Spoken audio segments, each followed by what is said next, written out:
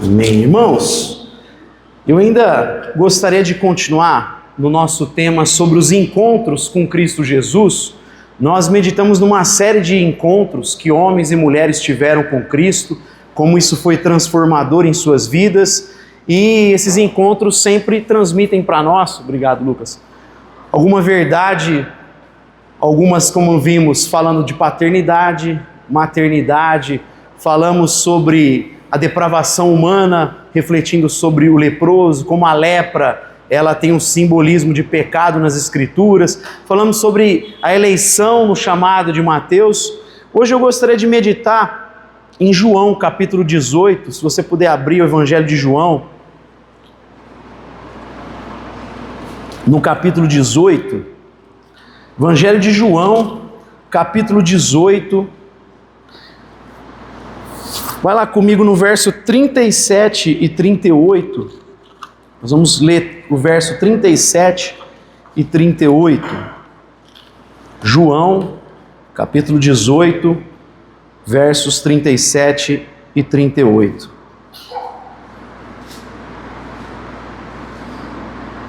É importante você manter a sua Bíblia aberta. Nós não vamos ler o capítulo todo. Eu vou ler esses dois textos, mas a gente vai pensar alguns versículos aqui para entender. Se trata da prisão de Jesus, o interrogamento de Jesus feito por Pilatos. Os religiosos haviam conseguido levar Jesus através dos guardas. E aí no verso 37 diz assim: perguntou Pilatos: então tu és rei? Respondeu Jesus: tu dizes que eu sou rei. Eu para isso nasci e para isso vim ao mundo, a fim de dar testemunho da verdade. Todo aquele que é da verdade ouve a minha voz. Perguntou Pilatos: que é a verdade? Tendo dito isso, tornou a ir ter com os judeus e lhes disse: não acho nele crime algum. Esse texto aqui, o verso 38, o que é a verdade? Pilatos perguntando: o que é verdade?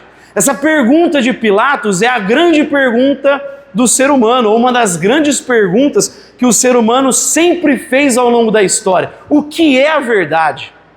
Porque não tem como nós organizarmos a nossa vida se não for em torno da verdade ou daquilo que consideramos a verdade. Até mesmo aqueles que negam a existência da verdade o fazem de maneira contraditória, porque na prática eles adotam algum tipo de visão de mundo que eles consideram verdadeiro, que consideram absoluto. Todo mundo constrói a vida em torno daquilo que considera verdadeiro. E os seres humanos buscam essa verdade. A filosofia ao longo da história, ela sempre foi esse anseio por encontrar a verdade. A filosofia clássica, ela buscava encontrar uma resposta, a verdade, para justamente adequar a sua vida à verdade. Os gregos, mesmo sem o evangelho, criam que existia um tipo de verdade. Eles chamavam do nome da minha esposa, aletheia, a expressão grega para verdade, aletheia.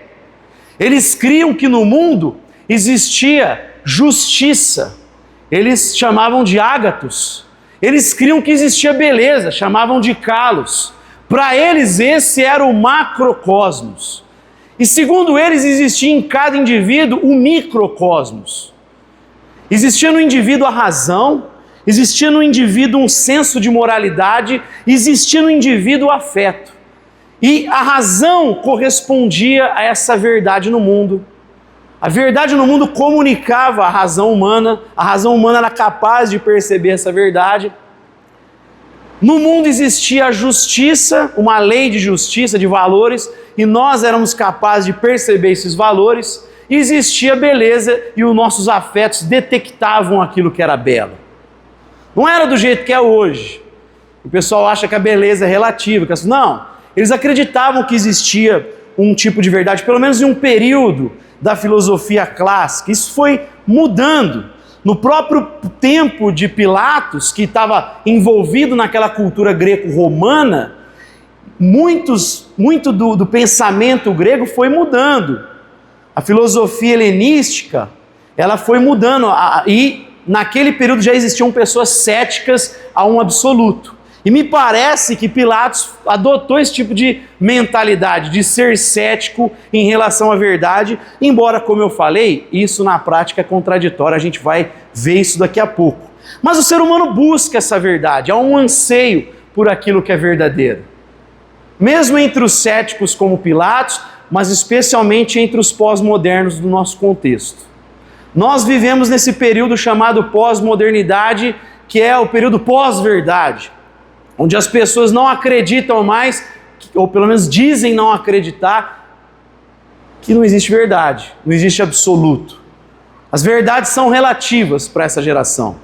O que é verdade para você pode não ser verdade para mim. Esse é o discurso da nossa geração. Muitas vezes a verdade é atribuída pelo próprio ser humano, pela vontade do ser humano. Eu não vou ficar entrando muito para não ficar uma coisa maçante, mas há movimentos há mais de 100 anos que buscaram desconstruir essas ideias de verdade, bondade e beleza. O pós-estruturalismo tentou fazer isso, desconstruir. Por isso que eles usam a linguagem, vão desconstruindo o sentido das palavras, vão mudando. Quer um exemplo? Você cansou de ouvir nos últimos anos a expressão fascista. Quando você vai estudar o movimento fascista, ele não tem nada a ver com aqueles que são alvos desse xingamento. Aqueles que xingam os outros de fascistas, eles geralmente apoiam movimentos que fazem justamente o que o fascismo fez. Propor o aumento de carga tributária, desarmamento do cidadão para que ele não se protegesse, a censura das mídias.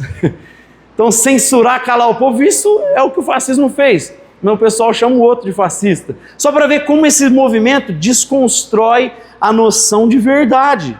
Então, nós vivemos nesse período que houve uma desconstrução, e aí veio uma segunda onda no Brasil, especialmente na última década, mas já nos Estados Unidos algumas décadas, de colocar no lugar desse vazio os próprios desejos, que é a famosa narrativa de gênero, de identitária, né? Seja ela de gênero, seja racial. A gente vive nesse contexto.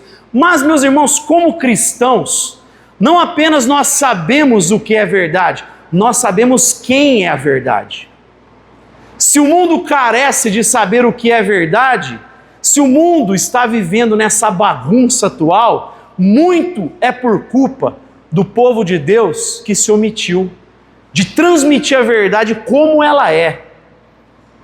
Nós aceitamos um confinamento da verdade à nossa vida privada. Tem muito crente que acha que verdade cristã é nós orarmos na nossa casa, na igreja, pregarmos o evangelho no máximo, e nós achamos que o cristianismo não se aplica a cada área da existência. Chega na segunda-feira, a gente muda, parece a mentalidade, vira a chavinha, e a gente começa a raciocinar como não cristão. Porque para nós o cristianismo não fala a outras esferas. Agora eu te pergunto, quem é o Criador de todas as coisas? Cristo Jesus. Se Ele criou tudo, Ele tem algo a dizer sobre tudo. Se Ele é o Criador do casamento, Ele determina como funciona o casamento.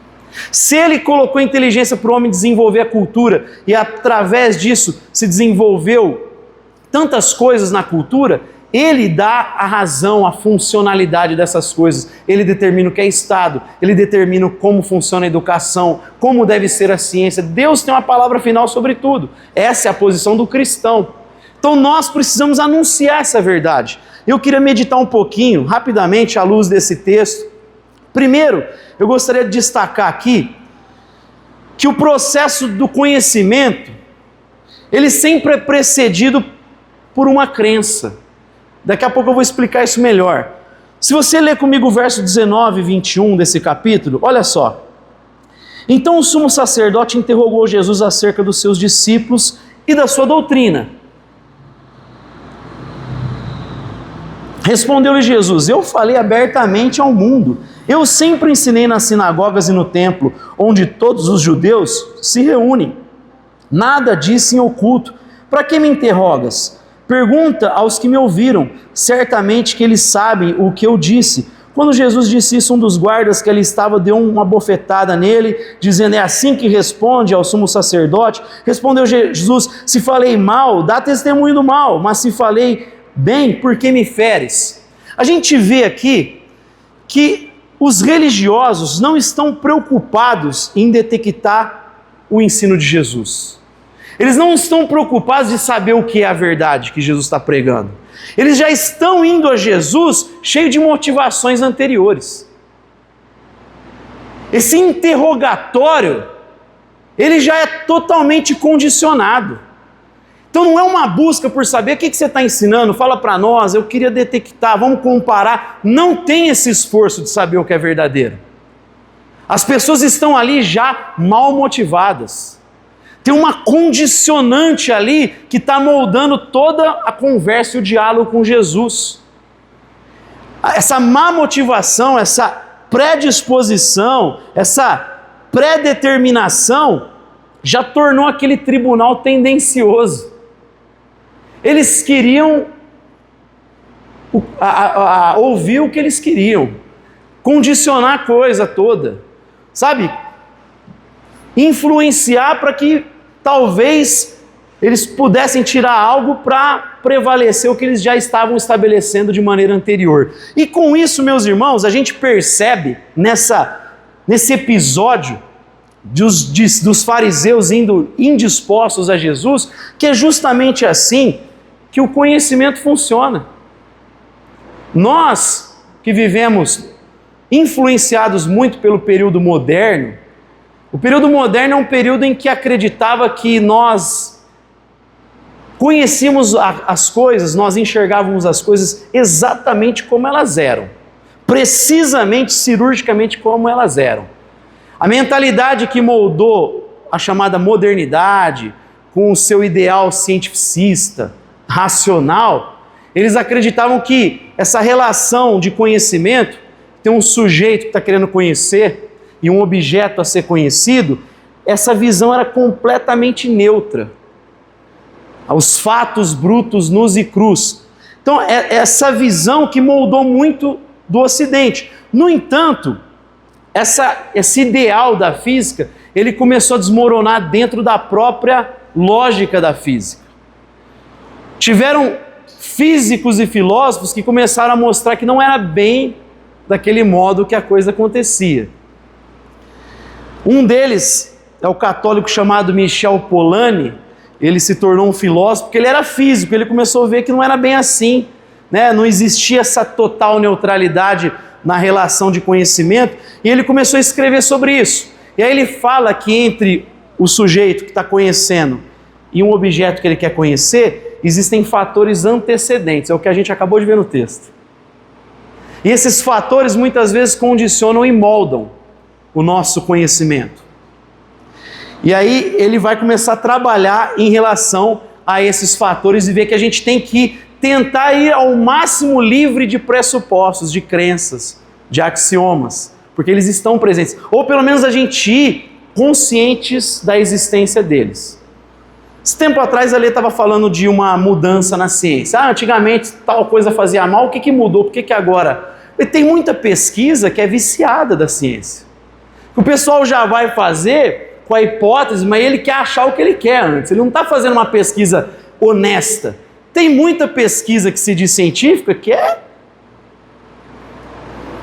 tendenciosa demais, muito tendenciosa, porque essa relação não é neutra. Os nossos próprios olhos, eles funcionam como filtro. A córnea, os nervos, se não fossem esse processo de filtro, a gente ia enxergar tudo meio esbranquiçado. O próprio olho humano, ele funciona como um filtro.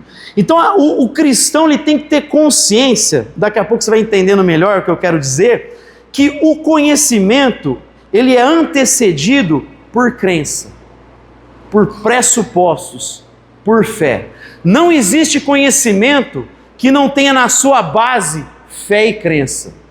Todo conhecimento tem na sua base, no seu alicerce. Pense em construir uma casa. No alicerce tem fé, tem pressuposto. Toda visão de mundo parte de um pressuposto. Não só Michel Polanyi percebeu isso. Dentro da filosofia reformada, tiveram alguns pensadores na Holanda, no século XIX, da metade do século XIX, vivendo aquela loucura na Europa, a influência da Revolução Francesa, e na Holanda alguns homens se posicionaram contra aqueles ideais humanistas. E eles começaram a elaborar um pensamento que fosse autenticamente cristão, para a gente não abraçar pensamentos anticristãos na nossa vida. E aí começaram a trabalhar e falaram exatamente a mesma coisa, ou parecido com o que Polanyi fala. Um deles, chamado Hermann Doivert, ele vai dizer assim: se todas as correntes de filosofia dizem que só usam a razão, todas elas falam, a gente tem que se basear na razão. Então Descartes falou que usava a razão, os gregos falavam que usava a razão, né, os atuais falam que usa a razão. Ele falou assim, se eles estão usando a razão, por que eles chegam sempre a conclusões diferentes? Mas se é razão, por que é diferente? Ele vai dizer, tem alguma coisa aí que está impedindo um ponto de contato para ter diálogo. Ele vai dizer, o ponto de contato não é a razão, são os pressupostos, é a fé. Todo mundo está partindo de fé para começar a construir o seu pensamento, o seu conhecimento. Todo mundo parte disso. O fundamento envolve fé. E meus irmãos, essa é justamente a visão que a Bíblia tem do ser humano. O ser humano, ele é religioso. Quando você começa a pensar na vida, uma das perguntas é, de onde viemos? Como é que tudo começou? O não cristão geralmente responde o quê? Se não tem Deus na base, tem o quê?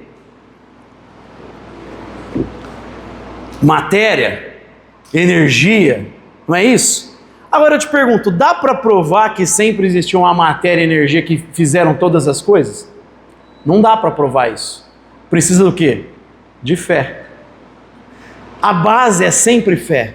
Não tem como escapar disso. Então, primeira coisa eu queria que você entendesse, o conhecimento, ele tem fé. Nós estamos falando o nosso papel de transmitir essa verdade ao mundo. O mundo está perguntando o que é verdade, ou será que existe verdade? Você e eu sabemos mais do que o que é a verdade, quem é a verdade. E para a gente transmitir isso, primeiro, tenha em mente, a fé está na base do conhecimento. Primeiro tenha isso em mente, a gente viu que na conversa, no tribunal dos religiosos com Pilatos, tem um monte de pré-determinações aí que estão influenciando. Tem um monte de motivação que está antecedendo. Segunda coisa que eu queria dizer é sobre a questão da coerência do pensamento. O pensamento, já que todo mundo parte de fé, ele tem que ter pelo menos coerência. Ele tem que ter consistência. Ele não pode ser contraditório. E nesse sentido, meus irmãos, o cristianismo, a gente não tem que ter receio algum de falar dele do lado de fora das quatro paredes. Eu falo com toda segurança que não existe visão de mundo mais coerente do que o cristianismo. Não existe visão de mundo que tenha mais consistência do que o cristianismo. Verso 22 e 23 que a gente leu, Jesus, quando o cara lá dá uma bofetada na boca dele, ele fala assim, eu preguei o tempo todo, e se eu falei mal, fala onde eu falei mal. Fala onde está o erro na minha palavra, na minha frase. Por isso que eu falei que é tendencioso, porque ninguém apontou o erro. Jesus está dizendo aqui, olha, aponta o erro do meu ensino, aponta a inconsistência, a incoerência, porque Jesus sabe que ele é verdade. E nós precisamos entender isso. Porque tem cristão que parece que acha que o cristianismo é meio loucura. É loucura no sentido daqueles que querem se pautar somente na razão. Eu também vou falar daqui a pouco sobre isso. Mas no sentido de visão de mundo, não tem visão mais coerente. Por isso a gente não tem que ter receio de levar o cristianismo para a arena pública, de pautar a nossa visão no cristianismo. Os irmãos que são professores, pautarem a sua visão no cristianismo. Os irmãos que são advogados, exercerem a sua função baseado na palavra de Deus. Os irmãos que são médicos, viverem a partir da palavra de Deus. Não tem que ter receio de fazer isso. Spurgeon, um grande pregador batista, ele dizia que o cristianismo é como um leão enjaulado. O nosso papel é só abrir a porta da jaula. Deixa ele falar por si só. Eu não preciso ficar maquiando. O cristianismo é consistente por si só. A fé cristã, ela é coerente. Por quê? Porque ela passa no crivo tanto da coerência como da unidade de sentido. Eu vou mostrar uma visão incoerente. Por exemplo, o naturalismo. Então tudo ocorreu através de leis aleatórias, né? O Richard Dawkins, por exemplo, fala isso. Tem um monte de neo-ateu que fala isso. A vida aconteceu através de leis aleatórias. Não existe Deus. O que existe foi lá uma matéria, energia no espaço-tempo, desencadeou toda a diversidade, toda a beleza. Tudo aconteceu por acaso. Tudo por acaso. Faz tanto sentido como eu chegar aqui, talvez o seu primeiro dia aqui, eu falasse para você, se você acredita que semana passada não tinha esse prédio? É que um caminhão passou aqui cheio de cimento, tijolo, e aí teve um acidente, logo em seguida veio atrás um caminhão de tinta, e a hora que eles bateram, pá, apareceu esse prédio pintado. Você acredita nisso? Você vai falar, pastor, você tomou o quê, né? Larga a cachaça, que negócio doido é esse? Mas a gente acredita que o universo na sua beleza e diversidade foi feito assim, muita gente acredita. Como que eles fazem para tentar argumentar? Eles colocam lá milhares de anos, mas não adianta você pôr milhares de anos, não faz sentido uma explosão aleatória gerar coisas milimetricamente matemáticas exatas. A própria posição da Terra no universo possibilita a existência da vida. Alguns dizem a ponto de um fio de cabelo. Assim, então não tem como eu questionar se eu tiver coerência. O naturalismo, ele fala assim, não existe propósito. Aí o C.S. Lewis, sabe o que ele pergunta? Tá, mas se não existe propósito, por que você está ensinando isso? O que você está dizendo? Se você está ensinando isso, você acredita que isso é verdadeiro. Ué, qual que é a lógica? Você tinha que só falar que você está reproduzindo automaticamente alguma coisa, tipo, é automático. Da mesma forma que funciona o nosso processo digestivo, você tem que você tem um processo de mentação, aí tem o de digestão ou de mentação, tá só aleatório, escrevendo no papel, mas não tem sentido eu seguir isso, porque não tem propósito na vida. O cara que arranca a ideia de propósito, ele cai numa contradição. Ele está falando, não ouve o que eu estou dizendo, só estou falando balela, só estou falando uma coisa aqui aleatória. Incoerência. Agora, o cristianismo não tem incoerência. A gente acredita que tem um Deus que criou todas as coisas. Por isso que tem beleza, diversidade, porque tem uma mente por trás. Você não vai acreditar em mim se eu falar que isso aqui foi fruto de uma batida de caminhão, porque você fala, não, alguém elaborou, tem um engenheiro por trás, tiveram pedreiros, pintores, faz muito mais sentido. Faz muito mais sentido olhar para o universo e falar, teve uma mente por trás. Tem uma mente por trás disso. Ah, mas e o problema do mal? A igreja explica também, o cristianismo explica. Explica a queda explica o mal. Por isso que a gente não tem uma visão romantizada do ser humano. Porque o ser humano foi feito à imagem de Deus bom, mas o ser humano caiu. Então ele passou a ser mal. Fui concebido em pecado, diz Davi. Por isso que a gente não abraça ideologias e visões de mundo que romantizam o ser humano. Já que o ser humano é mau, a gente precisa de polícia, precisa de lei. Não dá para deixar solto. O ser humano é mau. A gente precisa pregar o evangelho para se converter. Então o ser humano é mau, porque a gente procura ter uma visão de coerência. E qual é a nossa resposta para o mundo? Para o problema do homem? Jesus de Nazaré. O problema do ser humano não é econômico, como a ideologia marxista fala. O problema do ser humano não é a civilização que sufoca a nossa vida, como Jacques Rousseau falava. O problema do ser humano é o pecado. Um coração corrupto.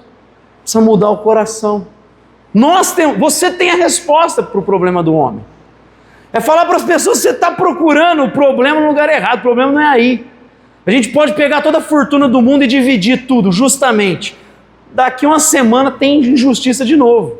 Porque não é isso o problema do homem. O problema do homem é o coração.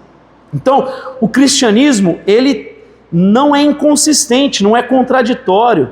Ele não cai também num reducionismo, que essas visões sempre enxergam a vida a partir de uma região, de uma lente.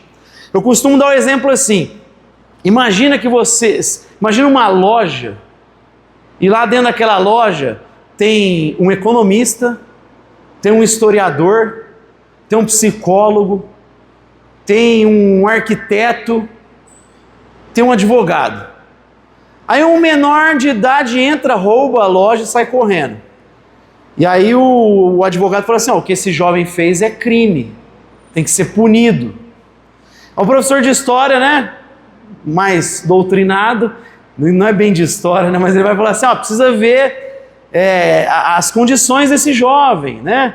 Talvez tem um processo de injustiça e blá blá blá. Aí o psicólogo já aproveita, precisa ver o que aconteceu na casa desse jovem. Talvez ele teve um pai violento, talvez ele teve uma infância difícil. Aí o economista fala assim, não, mas peraí, ele gerou um prejuízo para o dono da loja. Não só porque ele roubou um objeto, porque as pessoas vão ficar com medo de voltar aqui nessa loja. E aí o arquiteto fala assim, mas eu vou falar, o dono da loja, você podia ter feito o caixa mais profundo, você fez bem na porta. Aí eu pergunto geralmente, quem que está errado na história? Quem está certo na história? Se você parar para analisar, todo mundo está certo de uma perspectiva. Todo mundo está falando um pouco de verdade. Ou seja, a ciência, ela funciona assim. Não tem problema nós estudarmos um aspecto da realidade. A ciência não é assim, eu sou biólogo, eu vou estudar um aspecto da realidade. Outra área, o advogado, vou estudar as leis. O historiador, o processo histórico. Eu estou estudando um recorte da realidade. A ciência é um recorte, a mesma coisa de eu pegar um papel e recortar. Então imagina que a história que eu falei é o papel. Cada um deles está recortando um pedaço do papel, tudo bem, não tem problema. A ciência funciona assim. Quando é que vira religião? Quando eu pego um pedaço desse papel e quero interpretar a história só por aquele pedaço. Eu reduzi toda aquela situação à história. Eu reduzi tudo aquilo ao direito. Eu reduzi tudo aquilo, entendeu? Isso já não é mais ciência. É dar um passo para a fé, para a religião. Eu estou dizendo que a história explica tudo. É como se ela fosse a origem da vida. Por isso que é religioso. O cristianismo não cai nesse reducionismo. Porque o cristianismo ele não parte de algo que está na realidade. Ele parte de algo que está além da realidade, que transcende a realidade e que trabalha no coração do ser humano. Amém? E ele não é contraditório, embora é preciso falar que o cristianismo tenha paradoxos. Que às vezes você vai ouvir alguém falando, tem contradição no cristianismo. Vocês acreditam em 3 em 1? Isso é contraditório. Como que Deus pode ser 3 em 1? Ou fala assim, como é que Jesus pode ser totalmente humano e ao mesmo tempo ser totalmente divino? Isso é contraditório. A tua resposta tem que ser, não é. Não é. Isso não é contradição. Isso, o nome disso a gente fala que é uma antinomia, um paradoxo. E existem outros na realidade. O que é uma antinomia? É uma verdade que a gente entende separada melhor, mas quando a gente une a gente tem dificuldade de entender. Um exemplo na realidade é a luz. A luz ao mesmo tempo é a onda e o quê? Partícula. Você entende que ela é partícula estudando só essa parte, você entende que ela é onda, mas quando você junta os dois fica difícil de entender. Isso é uma antinomia na realidade, é um paradoxo. A fé cristã também é um paradoxo. Não é uma contradição. Então você precisa estar, se alguém falar, olha, vocês têm contradição, você fala, você sabe o que é uma antinomia pro cara? Então você vai estudar. Aí depois a gente volta e debate sobre a fé cristã. Amém? A terceira coisa que eu gostaria de destacar aqui é que a verdade ela denuncia os limites da nossa razão. Verso 33 a 37 fala assim: tornou Pilatos a entrar no pretório, chamou a Jesus e lhe perguntou: és tu o rei dos judeus? Jesus respondeu: você que está dizendo, né? Você mesmo diz. Dizeis isso de ti mesmo ou os outros te disseram isso de mim? Replicou Pilatos: sou eu judeu? A tua nação, os teus principais sacerdotes te entregaram a mim. Que fizeste? Respondeu Jesus: meu reino não é desse mundo. Se fosse, os meus súditos combateriam para que eu não fosse entregue aos judeus, mas agora o meu reino não é daqui. Jesus começa a falar de coisas que estão além da compreensão de Pilatos. Pilatos começa a ficar curioso. Jesus está falando de algo que transcende a razão. O cristianismo, a verdade, ela vai além dos limites da nossa razão. Por isso que o Evangelho, eu falei aqui na oração, que é graça. Se nós fôssemos capazes de chegar à conclusão de que Jesus é o Filho de Deus pelo nosso esforço intelectual, já não seria graça. Porque às vezes o cristão protestante, ele fala das boas obras, do esforço, que está errado, a gente não é salvo através do esforço, mas esquece de falar que também não é salvo através do esforço intelectual. Pedro andou com Jesus um tempo, e aí Jesus falou assim: quem vocês dizem que eu sou? Ele fala: tu és o Cristo, o Filho do Deus vivo. E a resposta de Jesus: Pedro, essa verdade, quem te revelou? Foi meu Pai, não foi carne e sangue. O que Jesus está falando para Pedro? Você não chegou a essa conclusão porque tu és bonzão, não. Agora vai achar que tu é o filósofo, que você é bom. Você só falou isso porque meu Pai te revelou. Mateus capítulo 11, ele fala: Pai, eu te agradeço, foi do teu agrado esconder essa verdade dos sábios e poderosos dessa era. Foi do teu agrado revelar para os pequeninos. Gente, isso é graça.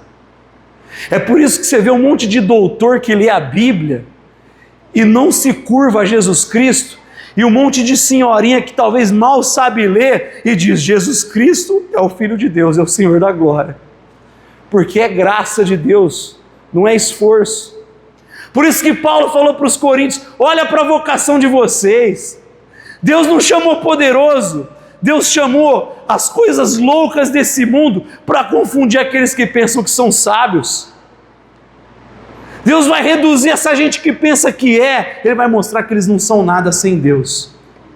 Foi do agrado de Deus chamar gente simples, gente pobre na maioria. Pega a igreja, ela não é lotada de ricos, milionários, poderosos, embora muitos sejam, porque Deus não tem nada contra os ricos, tá, gente? É que geralmente os ricos têm problema com Jesus, mas Ele não tem problema nenhum com os ricos.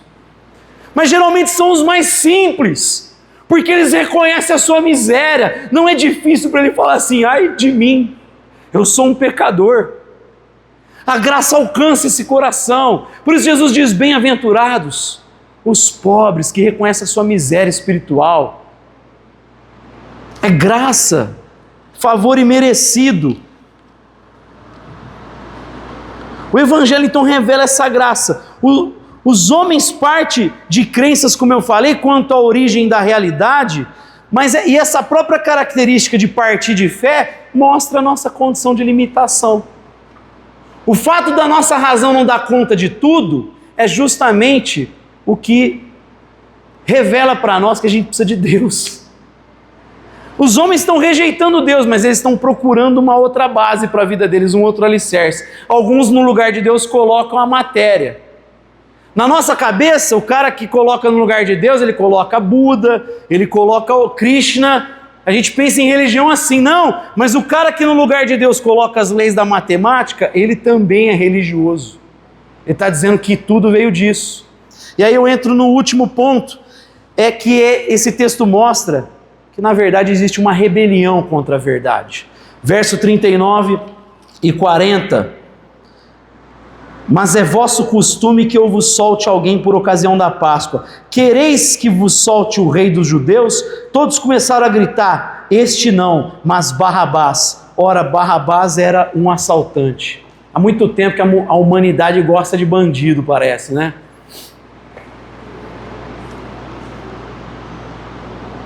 Por que esse povo foi contra Jesus?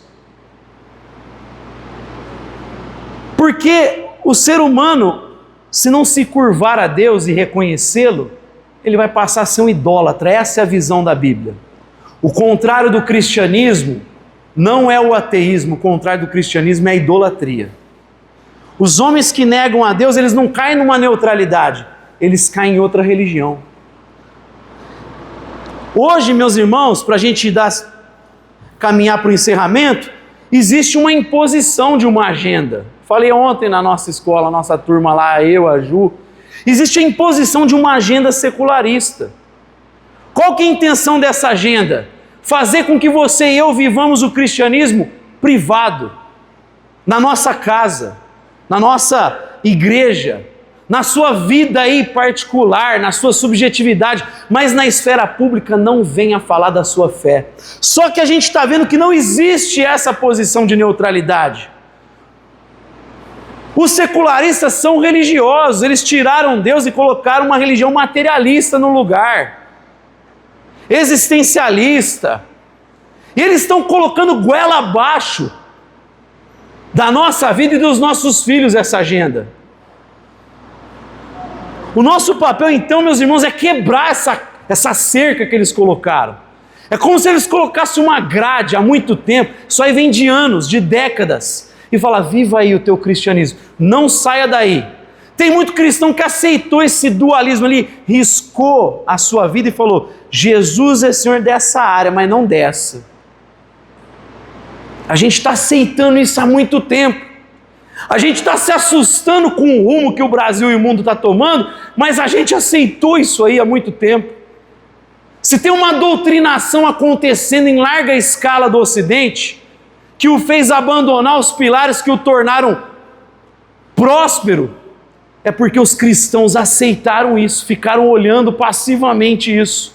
Enquanto a esfera pública foi dominada por secularista, por militante de ideologia, estão mudando a cabeça de muita gente.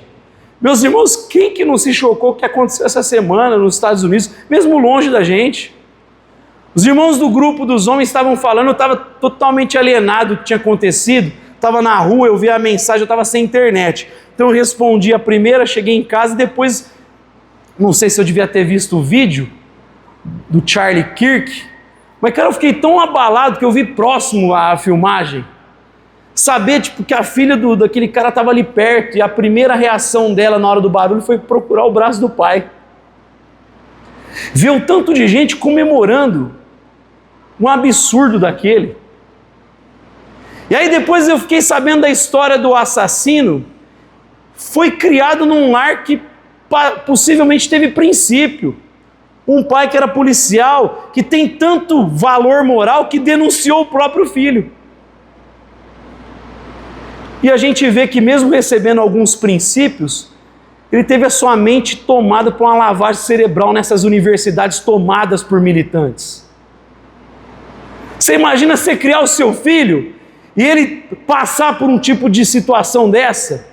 Se o nosso trabalho não for bem feito de inculcar, meus irmãos, a gente corre um risco deles serem influenciados por um monte de gente perversa, maldosa, que tem a mente do diabo.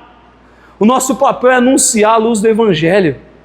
A gente não pode mais ficar confinado aqui, achando que fé cristã é ficar aqui. Nós temos que influenciar a nossa cultura. Tem um mandato cultural que não está acabado com a vinda de Jesus. Pelo contrário, ele continua e influencia a cultura, encharca a cultura brasileira com o Evangelho. A minha visão não é pessimista da história. A minha visão de escatologia ela não é pessimista. Eu creio que as portas do inferno não prevalecem contra a igreja de Jesus.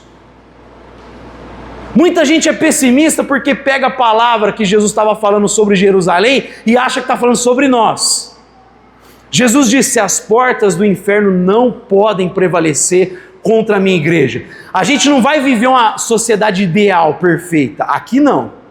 Mas a gente pode sinalizar o reino e mudar muita coisa. Porque na história já houveram sociedades assim. Os Estados Unidos, mesmo longe, olha o tanto que são próximos, mesmo distante dos ideais, dos valores. Genebra. Olha a história de Genebra. Não era uma sociedade perfeita, mas uma sociedade pautada nos valores do reino de Deus. Pega a Escócia de John Knox, influenciada pelos valores. Os puritanos nos Estados Unidos. Muito no próprio Brasil, mesmo com o catolicismo e a gente discordando. Mas teve muita influência que fizeram as pessoas acreditar em verdade, na moral. Meus irmãos, a gente precisa sair e estourar essa grade que os secularistas colocaram sobre nós. Amém? Ficar de pé.